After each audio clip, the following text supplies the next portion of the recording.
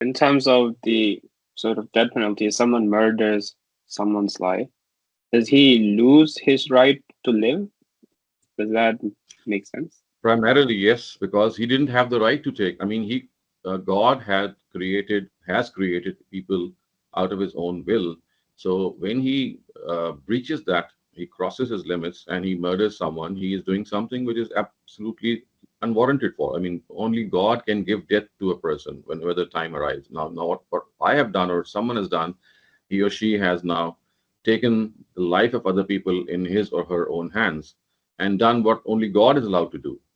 So, and then the second thing which I just said is that at times when you lose your right to live, you can also be pardoned. So, remember, in case of murder being committed out of rage, out of some pretext in which, for example, you don't intend to kill, but maybe you would like to defend yourself, or maybe there's something like in which you're not.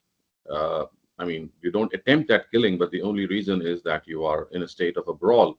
In that case, too, it's not essential that a death punishment would be given because now you have killed in defense.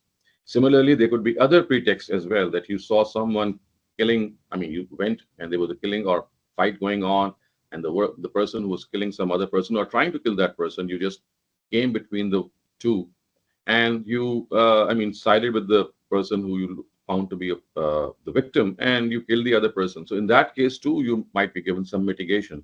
So remember, it's basically cold-blooded murder in which there's absolutely no justification in which this punishment is to be given.